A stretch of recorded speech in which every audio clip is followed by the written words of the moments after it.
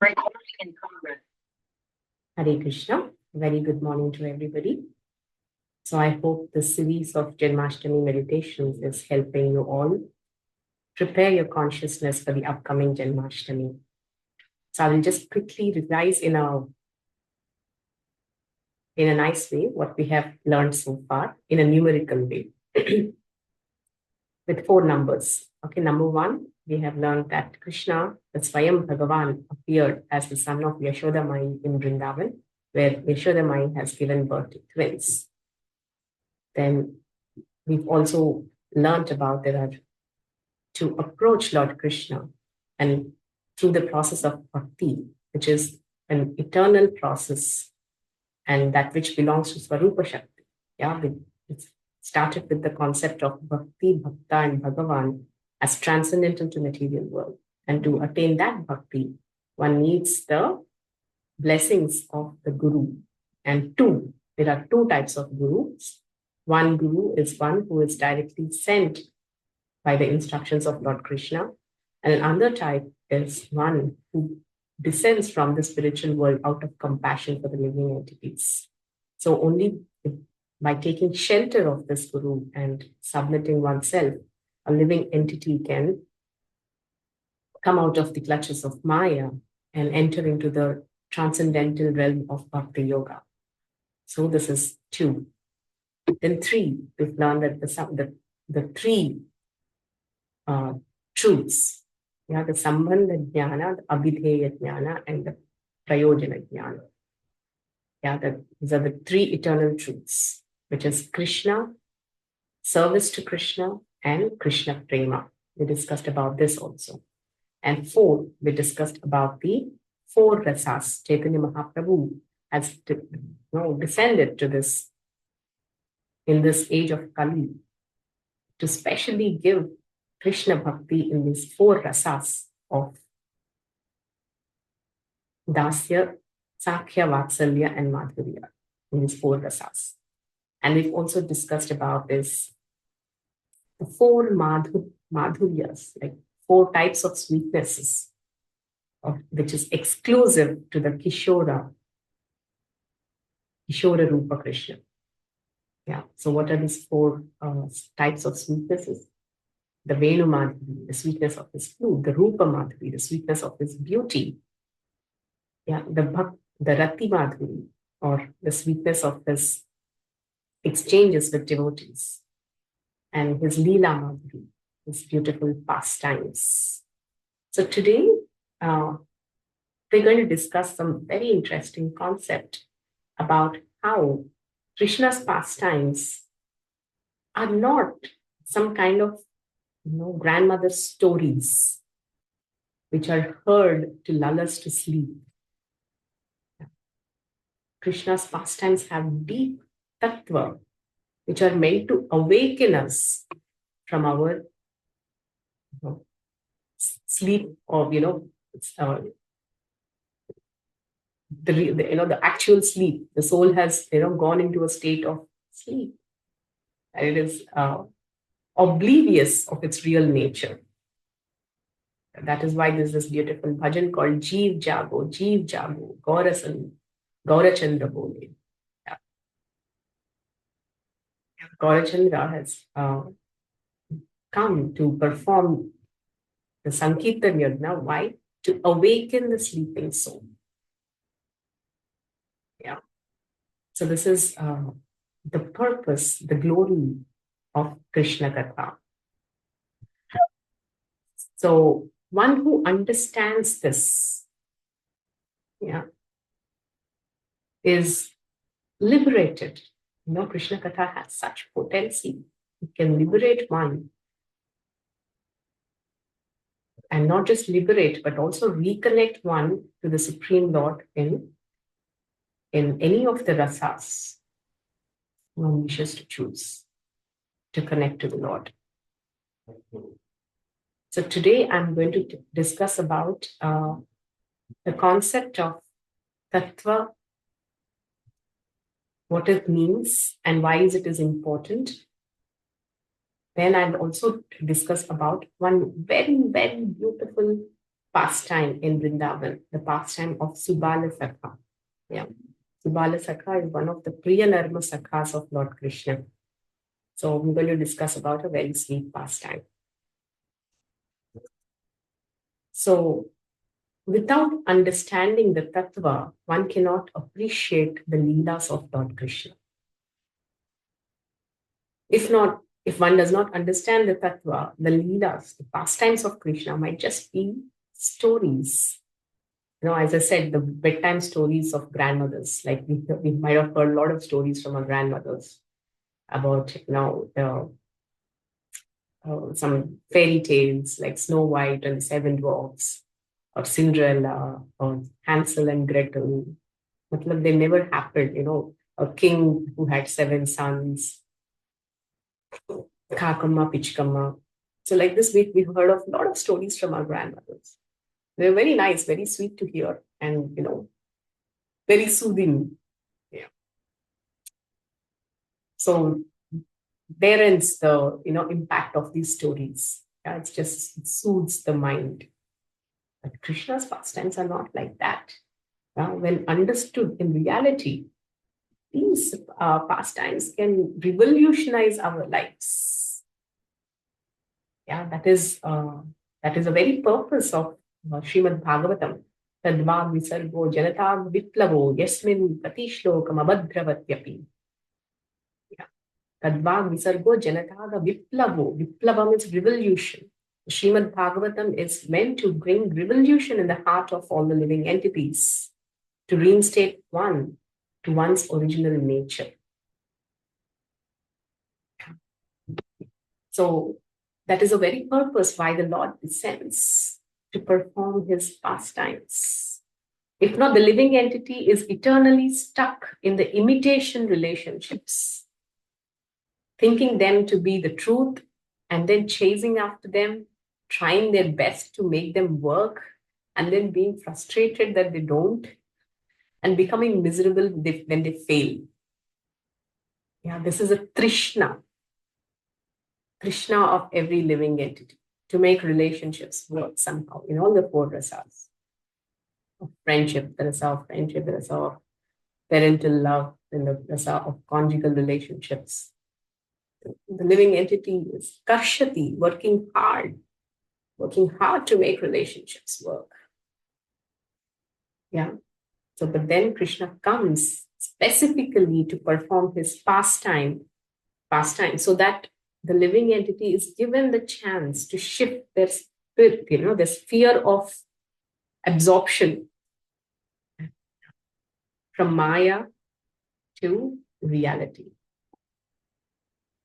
So that is the supreme compassion of Lord Sri Krishna, Swayam Bhagavan Sri Krishna, that out of his infinite compassion to every living entity, he performs his pastimes.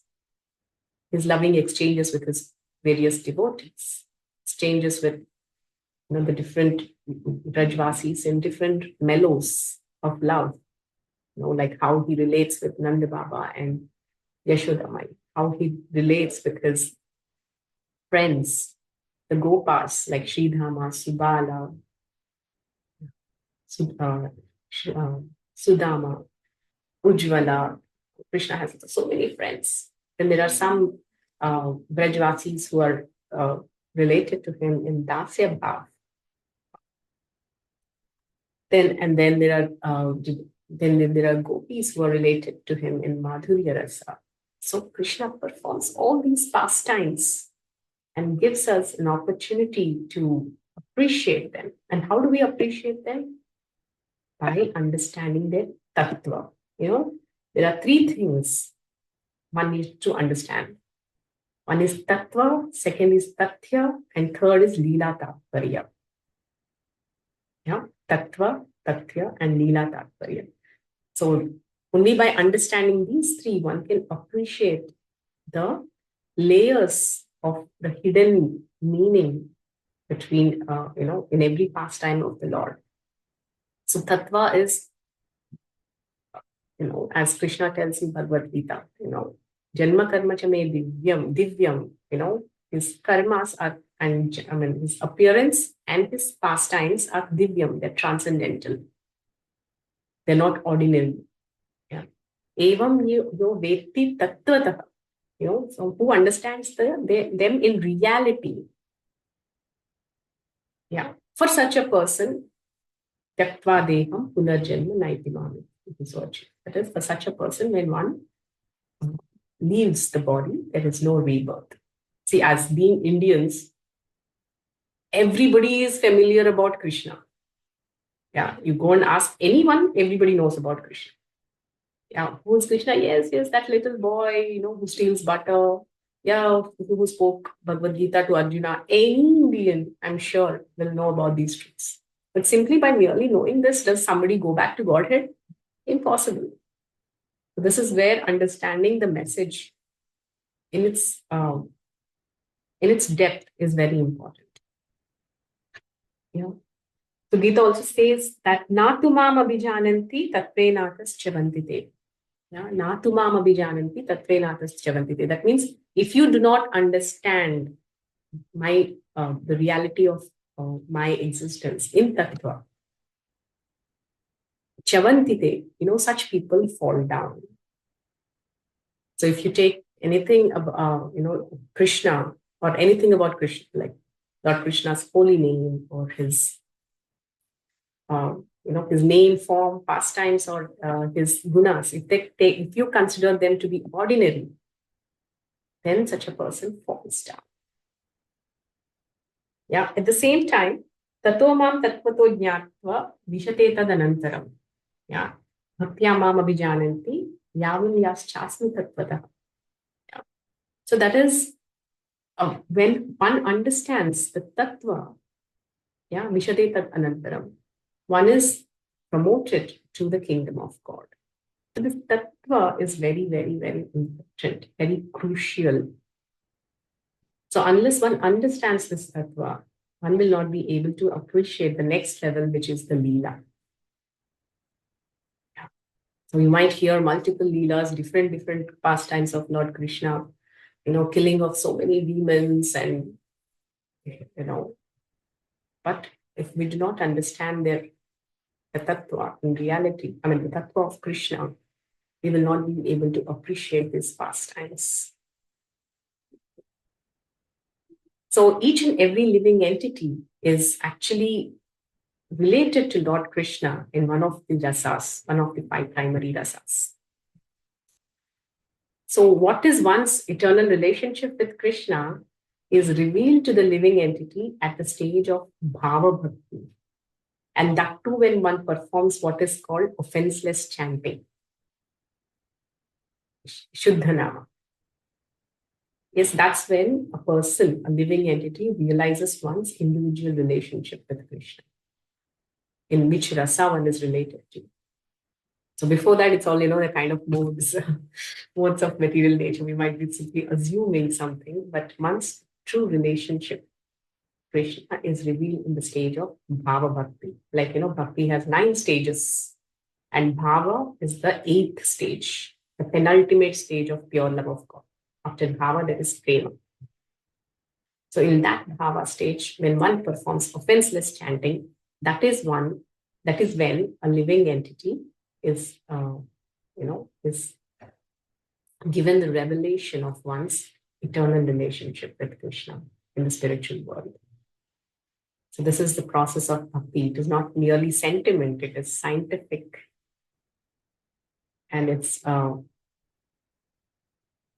self-realization at its deepest level. So this is how what we're speaking about tattva. Then there is tathya. Tathya means the reality. And lila tatparya. Lila tatparya means the true inner meaning and significance of the pastimes of Lord Krishna. See, for example, Lord Krishna has appeared 5,000 years ago. So why did he appear? Why did he appear? And why did he appear only 5,000 years ago? And why not now? There is no dearth for dushkrutam now. So many demoniac people. Recently, this the Kolkata unfortunate case. of how a medico has been molested in such a horrible way. It's so horrible. When anybody who hears that, the details of this case is very, very pathetic. It's shame on humanity. Yes. So there is no dearth for Dushkritam in this Kali Yuga. So why Krishna is not descending now? Why did he descend only 5,000 years ago? So these are, the inquiries one should come up with. This is called Brahma Jigyasa, inquisitiveness to know about the tattva of Lord Krishna. As we begin to inquire, as we begin to understand, our consciousness is filled with such sublime content that we are relieved of all these material miseries. Aho aho na kalir vidhuyate sudha sudhara madhuram pade pade dine dine chandana chandra shitale yasho yashoda tanayasya diyate. So Srila Rupa Goswami composed this beautiful verse which says, Aho aho na kalir vidhuyate. This Kali Yuga is full of faults, full of quarrel, full of hypocrisy. But this faults of Kali Yuga will not affect you. Aho aho na kalir vidhuyate. When it will not affect you, sudha sudhara. Sudha means ambrosia, nectar. Dhara means something that is flowing incessantly. Madhuram pade pade, with sweetness. Again and again, repeatedly. Dine dine chandana chandra shitale, every day, by hearing what? Yasho yashoda tanayasya giyate. Yasha means the glory. The glory of whom? Yashoda tanayasya giyate. And one is singing, is incessantly singing the glories of Yashoda Nandan, Sri Krishna. For such a person, the terrible effects of Kali Yuga will not affect. So Krishna Katha is the cure for all diseases. If one can, by the great fortune, develop some interest, some attachment, rati, some appreciation, some taste to hear Krishna Katha, life is perfected. Because merely by just developing a slight taste, I was just quoting Srila Rupa Goswami, who in Bhakti Rasamrita Sindhu is stating that if anybody develops slight taste for bhakti, a drop of taste, which is, bhakti is like an ocean. Even if you develop a drop of taste, that in itself is a passport, to the oceanic treasure house of bhakti. So if somehow the other one develops a slight taste for Krishna Katha, then one has, gained access to the unlimited treasure of the jewels of the spiritual world. That's the greatest perfection of one's life. So that is the glory of Krishna Katha. Yeah. Tattva, Tathya, and Lila Tatparya. So only when one understands the Tattva, one can relish the rasa.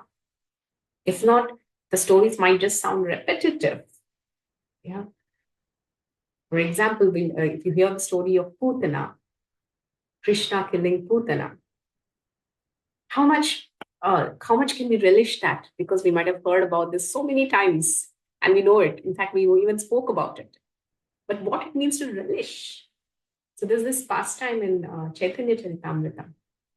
Gadadhar Pandit actually visits the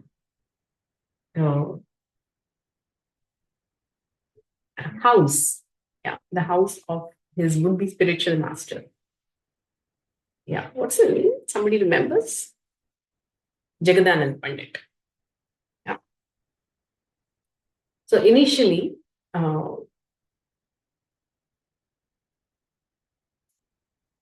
No, Pundarik Vidyanidhi. Sorry. Yeah, not Jagdananda Pandit. Yeah.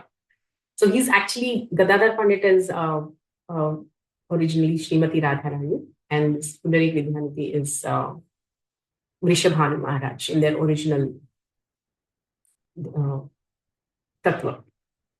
So when Gadadhar Pandit visits the house of Pundarik Vidyanidhi with Mukunda, Mukunda says, you know what, come on, you know, I will take you to a very exalted and elevated devotee's home today. Then, you know, Gadadhar Pandit was excited and goes along with him. And then he takes him to the house of Pundarik Vidyanidhi. He was like, is he an exalted devotee? You know, he's sitting in such opulence. He's sitting on a very costly couch with all, you know, those opulent pillows and handrests and footrests, very, very colorful walls and curtains, all royal things around, and with the stench of royalty, you know, emanating from every nook and corner of the house. When Gadadhar Pandit sees, he thinks, you know, a devotee should be renounced, especially a Krishna Bhakta means he should be renounced. You know, this person seems to be so attached. How can he be a Krishna Bhakta? You know, he just doubts in his own mind. So Mukunda gets a feel of what's going on in his mind. Many times, see, we tend to judge devotees by external. So Mukunda then begins to narrate, understanding that, you know, what's going on in Gadadhar's mind. He wanted to bring out the devotion of this in the Vidyanidhi. So he sits and he begins to narrate the pastime of Putana. And he starts narrating the pastime of Putana. Now, Pundarik Vidyanidhi was hearing, and he couldn't contain his ecstasy. He was sitting on the couch. He just gets up and he faints. He falls on the ground and he begins to roll, you know, showing all these symptoms of ecstatic love of Godhead. Yeah. So this is the effect of hearing Krishna Katha in a pure devotee's heart. The same pastime, just see the impact it has created. We know he gets up and he says, oh, but Krishna, he's so merciful. He's so amazing. Who can be greater than him that he has awarded a Rakshasi who has come to kill him? He has awarded her, you know, the place of the nurse in the spiritual world. So this is, you know, the state of Shuddha Bhakti. So that is, you know, understanding that is the nature of Krishna Katha. Although, you know, we are not at that stage, we can appreciate what it means to relish the pastimes of Krishna. So then Srila Prabhupada tells in his books that although right now we are all in diseased condition, just like the cure for jaundice is sugar candy. Yeah, in Ayurveda, the cure for jaundice is sugar candy. So right now we are in a state where although Krishna's pastimes are you know, full of nectar and very, very relishable, you know, our heart is not yet purified to appreciate and relish that sweetness. Just like a person in a diseased condition, when you're sick, when you're down with fever, especially when you're down with jaundice, we don't, you know, our taste buds don't cooperate. Yeah, and that time, even if you give them sweets, very, very nice rasgullas and all, it simply cannot relish them. But then what is the cure for a person who's struck with jaundice? The cure for the jaundice is sugar candy. Similarly, the cure for our material bondage in itself is Krishna Katha. Simply by continuing to hear Krishna with the right attitude, attitude of submission, attitude of humility, attitude of taking shelter, attitude of faith. Yeah. So that in itself, you know, will cure of the material fever and revive one's original health. health of being a Krishna Dasa. So this is to develop this understanding of, that I am the servant of Krishna is the perfection of one's life. In the Mukundamala Stotra, Kulashekar Alvar writes, Majjanmana Palamidam Madhukaitabare Mat Pradhaniya Madanugraha Esha Eva Tvadhritya Bhritya Paricharaka Bhritya Bhritya Bhrityasya Bhritya Iti Mam Smaralokanatha. So he's singing, O Krishna, O Mukunda, yeah, I understand that Majjanmana Phalam, the ultimate attainment of my life, Janma Phalam, is, O Madhu Kaitabare, the killer of the demon Madhu and Kaitaba. And what I pray for, Pradhani, what I pray for, and what I consider to be your greatest mercy upon me is, just by, when you consider me, Madanugraha Eva Eva, Esha Eva, Tvad Bhritya Bhritya, when you consider to me the servant of the servant of the servant of the servant of the servant. 7 times he tells that, Bhritya Bhritya Paricharaka, Bhritya Bhritya, Bhrityasya Bhritya, Itimam Smaralokanatha. So the day you consider me to be the servant of the servant of the servant of the servant of your servant, I will understand that my life is being perfected and that you have shown your greatest mercy upon me. Yes. So this is the beauty of what one should aspire for. So that is, connection to Krishna. So I will now share with you this beautiful pastime that happened in Vrindavan once.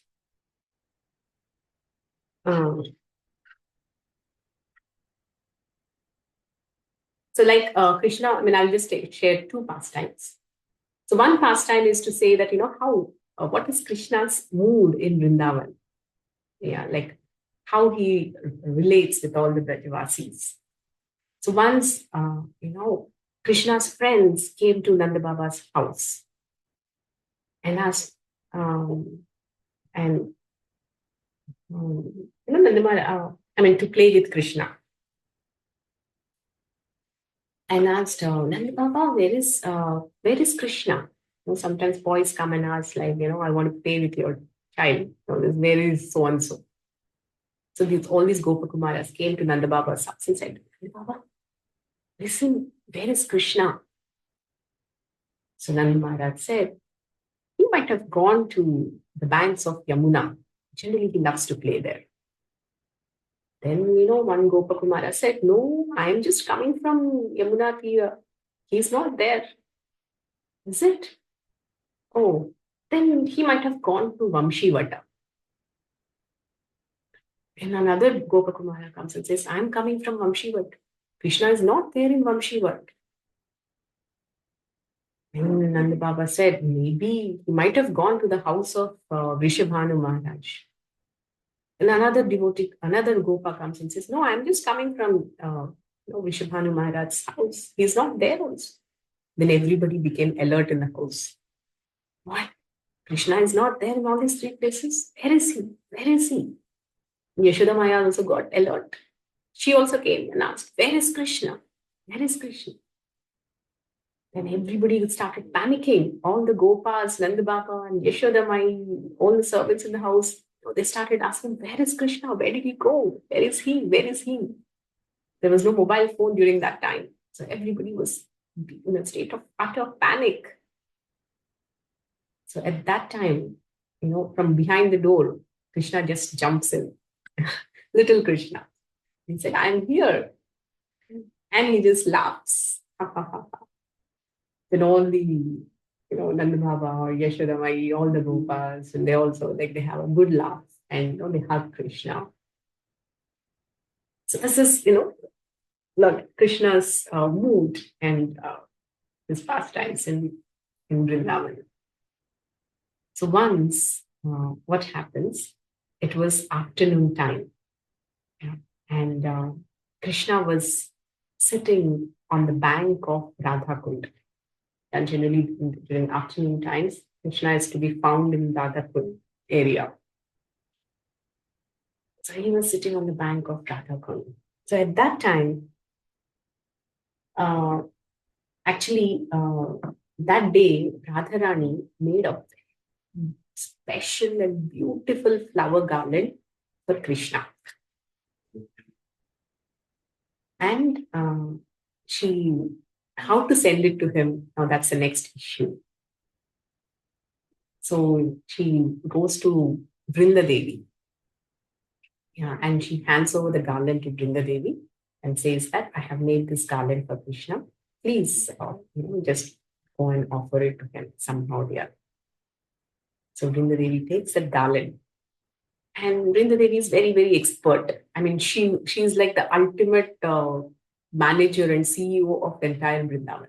The entire management of Vrindavan, Vrinda Devi is in charge. At what time, at which place, we have to arrange for the meeting of Radha and Krishna, and who are the messengers, who are the resources, everything. She had the perfect understanding. Yeah, that is why every morning we offer Vrinda Devi Tulsi Arati. Yeah, that's why we appeal to Tulsi Devi to give us, Vrinda Devi to give us service in Vrindavan. Because the service in charge is Vrinda Devi. She will appoint who will do which service at what time and in which way. Yeah, the service manager. So when Radharani gave this garland to Vrinda Devi, she takes that and then she knows who will do the job. She goes and hands over that garland to Subala. So Subala is a very, very dear Gopa friend of Lord Krishna. He's, there are different types of sakhas. Yeah, of that, one of the category of sakhas is called Priya Narma Sakha. So these sakhas are very, very confidential friends of Lord Krishna. So Subala is that Priya Narma Sakha. So Vrinda Devi goes and she contacts Subala. He hands over the garland to him. So Subala takes that garland. Imagine, what service it is, to carry the garland that is made by Radharani to give it to Krishna. So he goes, and at that time, he knows where Krishna is during that time. So one of the nature of all these friends of, especially the confidential associates of Lord Krishna, is they exactly know at what time Krishna will be where. So he knew, Krishna would be at the Radha. So he goes there. And he sees that Krishna, lost in a very, very intense mood. Sitting on the banks of Radha Kund and, deeply admiring them, lost in a very, very intense mood.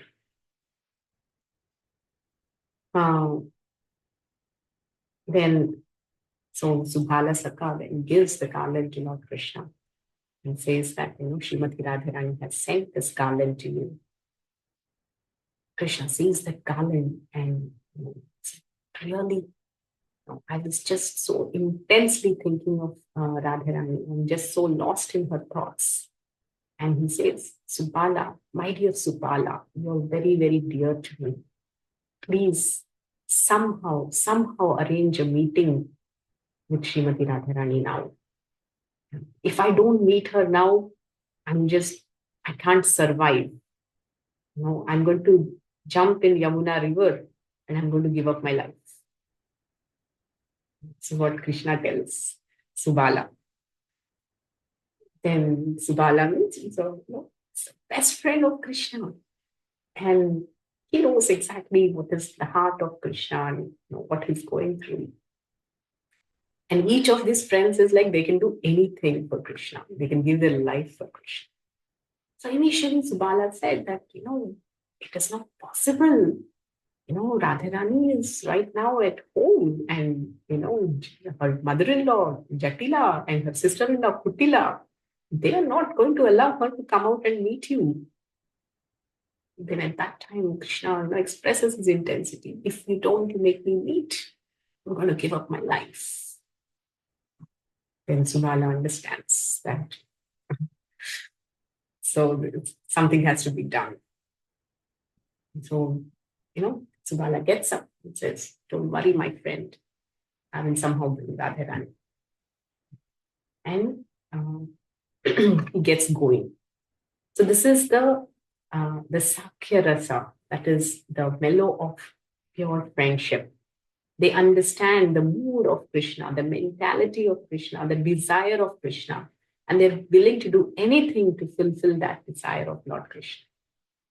So Subala Sakha, that understanding the intent and the need and the desire of his friend. So he starts off from Radhakund, he goes to Yavat. In Vrindavan, this place is there, Yavat. So this is the place of Srimati Radharani's in-laws. Yeah, her mother-in-law's name is Jatila and sister-in-law's name is Kutila. It was afternoon time. So when Subala went, he sees that Jatila, she has just finished her lunch. And she was sitting at the door entrance of the house. Yeah. And Subala walked towards her. And he asked, then, Jatila, she already knows, these cowherd boys, these gopas are all naughty and they should not be entertained much.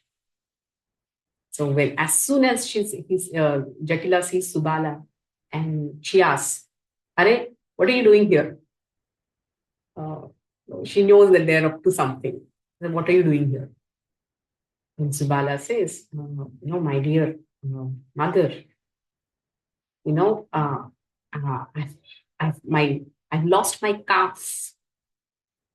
Yeah, and I've been searching for it everywhere, and I didn't find it anywhere. So I just want to go and search whether it has come somewhere into your house. Yeah. Can you please search and tell me?" So Jatila says,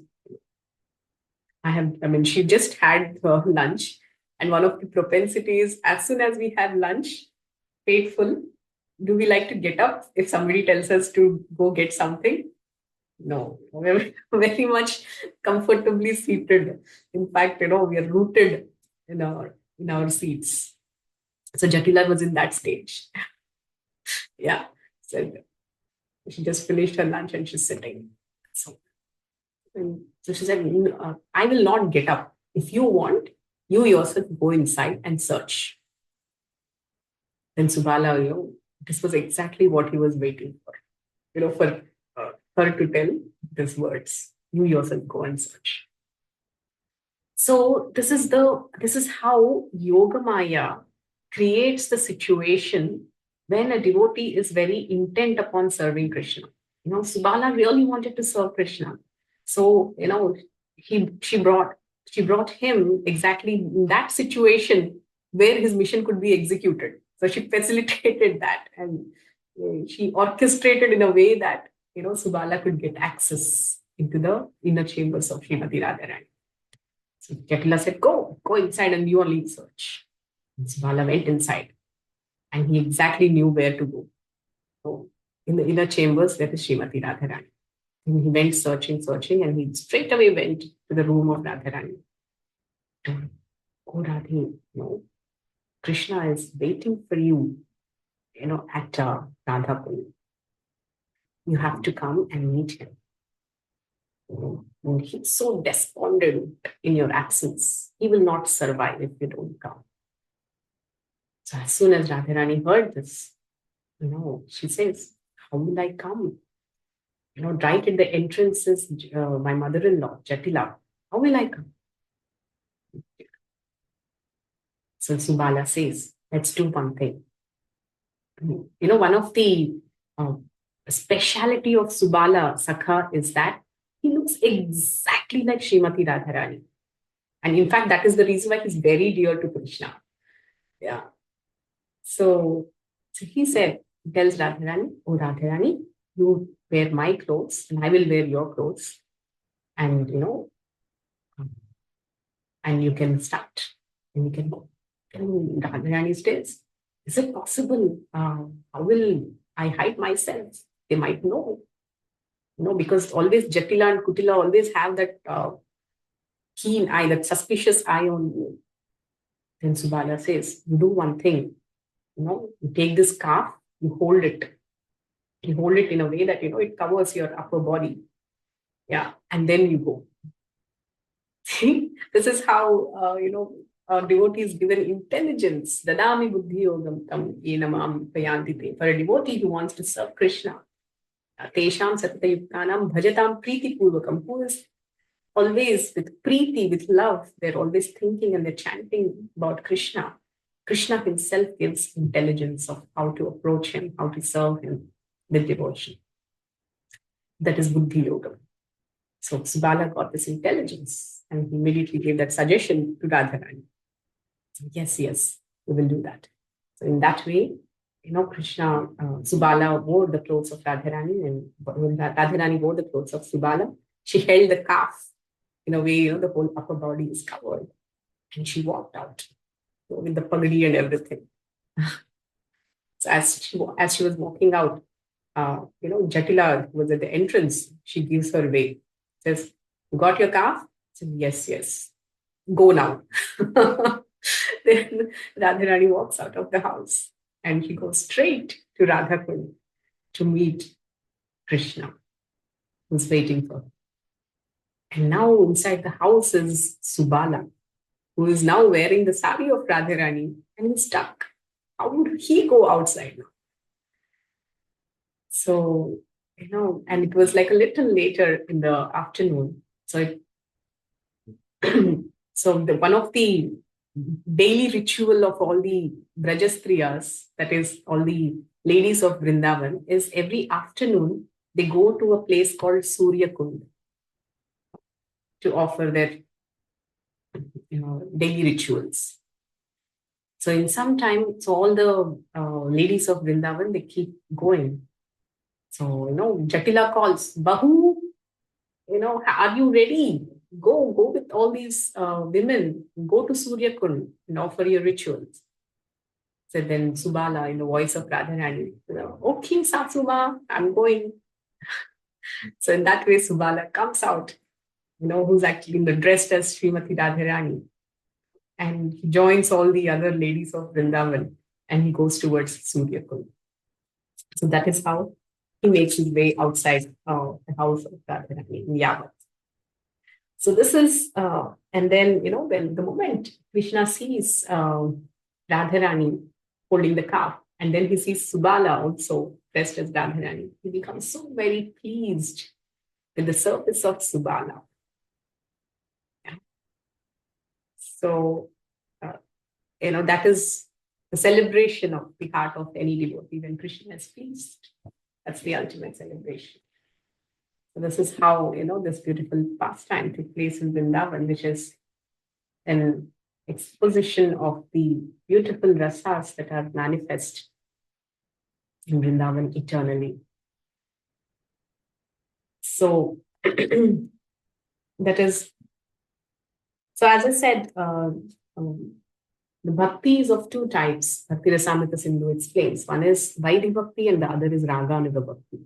So Vaidhi Bhakti is the devotional practices which are practiced according to rules and regulations. And Raganuga Bhakti is the higher stages of bhakti, which a sadhaka attains to by constantly practicing with sincerity and devotion, attains what is Raganuga Bhakti. So Raganuga Bhakti is that bhakti that is practiced by following the footsteps of the Brajvasis, of the Gopas or of the Das, or those who are in Dasyas connect, or the parents of Krishna who are caring for him and loving him and serving him in different ways, or the Gopis.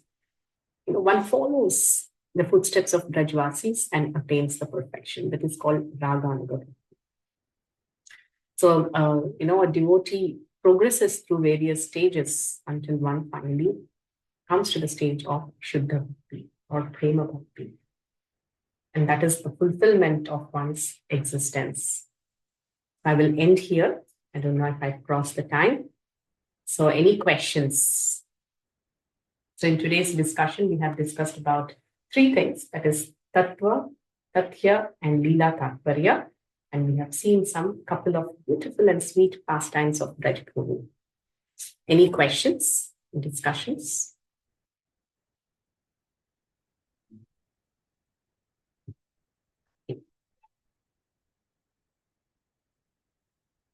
Yeah. So the question is, what is the Tattva of the Lord? So what is Krishna Tattva? It's an oceanic subject matter. Yeah. So there is the Tattva of his name, Nama Tattva. It is the Tattva related to his form. Yeah. And is Tattva related to his gunas. Tattva means, yeah, what is its nature? That's what its literal translation means. Tattva means its nature. Yeah, Tattva is also the truth, the reality of it, or the nature of it. That's Tattva. Like everything has its Tattva.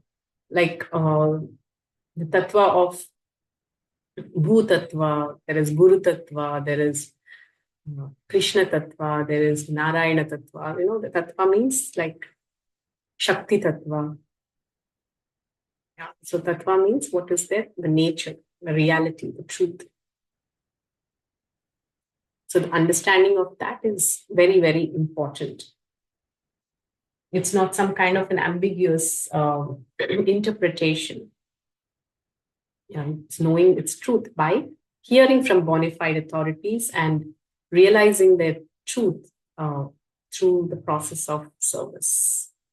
Yeah, that is Tattva. Tattva has to be realized. Yeah, it has to be heard, understood, and realized. So that is one, it comes into one's, when it comes into realization, it becomes a part of one's conscience, one's consciousness. And that affects the drishti, how a person sees this material world or sees anything around. Like, for example, for a normal person who has, for whom the entire, let's say, tattva is a mere information, mere understanding. For such a person, it's just a part of their memory. But for a person who has realized it, he sees Krishna everywhere. Like, Krishna says that one who sees me everywhere and everything in me, he is never lost to me and I am never lost to him. So this is a person who has realized Krishna, who has realized Krishna. In fact, Krishna also suggests this, the way of beginning one's bhakti. Aham sarvasya pabho matta sarvam pravartate iti matva bhajanti mam buddha bhava samannita. So try to know me in tattva by seeing me everywhere and everything in me. So it's not some kind of a mental speculation. It's exactly the opposite of mental speculation, is to know the tattva, the reality, the truth, the nature as it is. For thing is, for many words, there are no parallel English words to describe them. Like, for example, the word rasa is there. The closest translation is mellow, but mellow does not perfectly define what is rasa. And for another word is madhurya. Madhurya, another parallel English word is sweetness. But sweetness does not completely define what is madhurya. Yeah. So taste is ruchi. Yeah. Like, similarly, there are many words that are there in Sanskrit that are, if you understand Sanskrit, you'll really know their deep meaning and purport. But in English, it's difficult to translate them. So one such word is again tattva. Tattva means, as I said, it's existence, its reality, its truth, its nature. So that's what tattva is. So I hope this could answer your question, Jyotsna. What is it? Yeah. Tattva means knowing Krishna, the nature of Krishna. If we really want to appreciate the pastimes of the Lord like Bhagavatam, then we must know Krishna. So, does this mean that to relish Bhagavatam, it's important to understand Bhagavad Gita clearly? Does that make us appreciate pastimes of the Lord? Does this tattva is that mean nothing? Yes, perfect. Your understanding is very much perfect, Jyotsna. That's what it is. That's the reason why the graduate study is Bhagavad Gita. Then, the books like Sri Isopanishad. Then we have books like Nectar of Instruction. Then the book of Nectar of Devotion. So these four are like graduation studies. Then after that is Srimad Bhagavatam, and after that is Chaitanya Charitamrita. So to truly appreciate Srimad Bhagavatam, actually Prabhupada writes this in the introduction. Yeah, to truly appreciate the content and the essence of Srimad Bhagavatam, one must have had completed the study of Bhagavad Gita. Yeah, that's when you will appreciate much deeper the content of Srimad Bhagavatam in the past. Definitely. And that's why it's a gradual, gradual approach. Yes. So that doesn't mean that one should not hear the Leelas of Lord Krishna, thinking that, Arey, I did not come, not still thorough with Tattva. Both happen simultaneously. Yeah, both happen simultaneously. So Krishna's pastime, anybody can hear and develop a taste. So because it's lifetimes, it's coming from lifetimes. What you have heard, what you have assimilated, what you have observed, there must be some tattvic understanding of past lives as well. So basically, it happens simultaneously. Yeah, when you hear, the more you go deeper into tattva, the more you appreciate the rasa. So if there's never a time that one has perfected tattva, and then yes, I close the book, now I will start with rasa. It's not like that. It happens simultaneously. The more I go deeper into the tattva, the more I relish the rasa. So there's no point of time that one is barred from hearing the leelas of the Lord. No, you can hear. But the more you develop the tattva, you will be able to appreciate the rasa, the mellow. Okay, hope this answers you, Jyotsna. Yes, thank you so much. Hare Krishna. Hari Bol.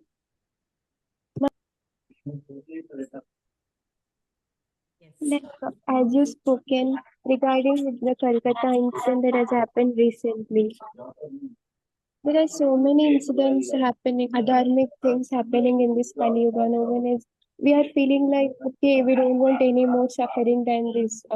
Lord can appear now. As he says, Yada Yada Hi Dharmasya, what more adharma are we going to see? Why is he not appearing? We're not able to tolerate. We don't want to live here. The place is so troubling. Then why? How can we justify that, Mataji? Even to explain others or to understand ourselves, the shloka and the actual situation. Yes. It's a good question. So Lord Krishna, if you read Srimad Bhagavatam, there is a chapter which is titled the scheduled incarnations of the Supreme Lord. So Krishna is so systematic. He's very, very organized personality. He already announces through the scriptures when he's going to descend. So he's not random. Okay. And as this is what exactly is our discussion today. That the purpose of Lord Krishna's descent is actually, to reciprocate with his devotees, to annihilate the miscreants. His messengers are sufficient. Yeah, his sankalpa is sufficient.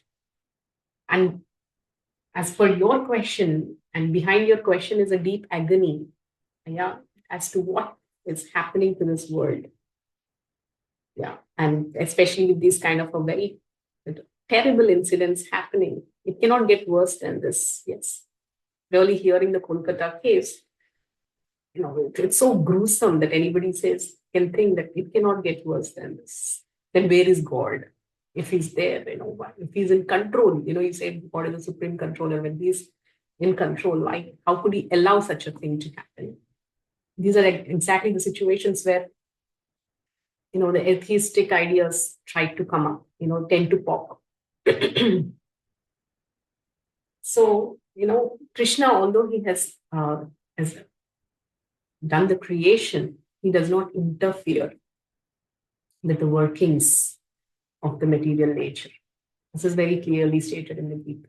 He doesn't interfere with the workings of the nature.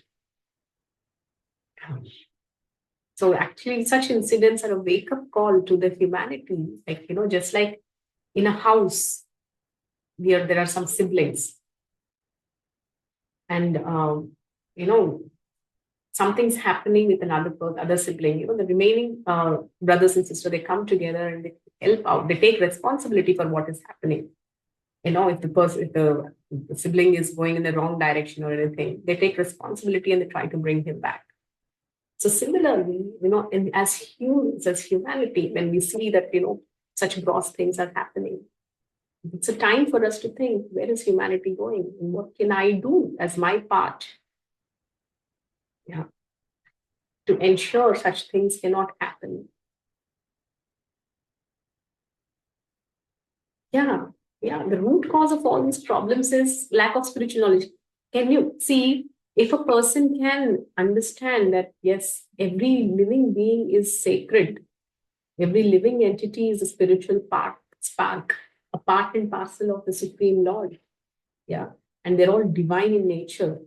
So one who understands, sees divinity in everything and in every person, they cannot have an exploitative mindset. And such a person can never commit such gross sins. So that is why it is so important to inculcate these values right from childhood in every single individual. So when these values of humanity, value of divinity, value of this inherent sacred nature of things and people around us, when these things are inculcated in a child, they will never grow up to become criminals. Who are all criminals? And there's a special branch of science called criminal psychology. Criminal psychology says that all the people who commit these gross crimes, which are so gruesome, if you actually try to enter into the history, you see that these people are those who have spent their childhood in a very loveless environment where they could not get proper care, love, and attention of their parents, and nor did they get proper values. So, so these are the things that are needed in the society, reformation of the society. See, if not, as I said, there was an incident in 2012, there's an incident in the recent past. In our own Hyderabad, it happened, just right, that SP, the Sajjanar, IPS Sajjanar has actually encountered people involved, come across his case, about the Dr. Priyanka. She was a doctor in the veterinary science. Yeah. So even Hyderabad has witnessed this kind of a spine-chilling incident. And now it is this. And, in future, we don't know. This is going to continue. So this is the time we need to discuss about this. How can we take responsibility for this? And what can we practically do? See, there are so many people, they say, we protest this, we want justice. And, there are some, of course, there should be a change in the judiciary system. Like, for example, in other countries, the kind of punishment for such an act is very severe. Such a change can be brought in the judicial system, which has been appealed for over a decade, but nothing much has been happening. Yeah, certainly, work can be worked out in that level as well. Yeah. But, the overall solution that if you see, it depends on the upliftment of the society,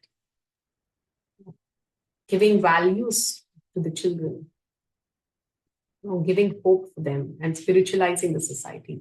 Very, very important. It's the ultimate solution and the only solution.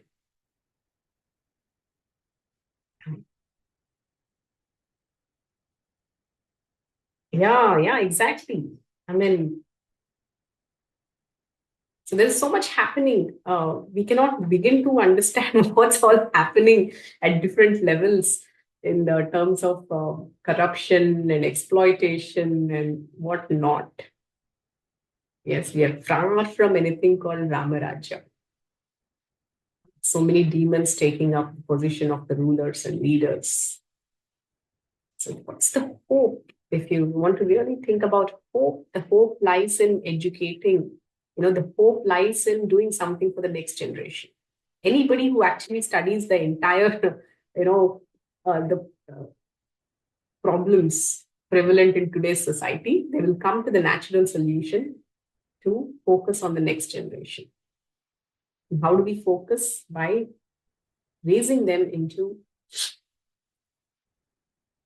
adults with a holistic personality, especially the spiritual element. The spirituality is something, it's so beautiful that it can inculcate values in the children. It can redirect the adolescents. It can give hope for those who have lost their path. And it can give the strength to rebuild for those who have been beaten up by the cruel material world. At any stage of life, you see, a person is given this hope by taking up to spirituality. From a child to a person about to leave the body. Spirituality can give auspiciousness to anybody at any stage of life. So that is why the most important responsibility of each and every one of us who've been hearing so much is to take this message deeply within one's heart. Yeah. And that's like being the part of the solution rather than being the part of the problem. Like a person who is not a spiritual person. See, a person who is spiritual in nature, even though if he does not do anything outside, just by being a practitioner, he's a part of the solution. He's no longer a part of the problem. And let's say a person has taken up spirituality, either no meat eating, no intoxication, no gambling, no illicit sex. Already he's a part of the solution. He's a sajjana. He will not exploit others. So simply by practicing spirituality, you're a part of the solution. And further evolution is when you feel that, hey, this really helped me. Let me also share this with others. That means you're making a difference to some people around you at least. Yeah, and those people, when they feel that, yes, this made a difference to me, they will go and spread the message to others. And they will go and spread. And this is how, in circles, we can give hope to the misdirected society by taking responsibility. So these are the times we need to ask ourselves, what responsibility can I take rather than being a mere passive observer, or rather than being simply, being reactionary. Yeah, certainly. I mean, of course, it hits the emotions of anybody who hears something like this. Very upsetting, very horrible, very horrendous. Yeah, but the real solution lies in being a part of the solution and giving that solution to others in our own capacity. Okay, so don't worry, Jyotsna, we have not yet reached the end of Kali Yuga. Kali Yuga has more to come. Yeah, it's the very nature of Kali, the age of Kali. But the only hope in this age of Kali is the Mahamantra, Harinam. So Harir Nama, Eva Kevalam, Kalau Nashteva Gatiranyata.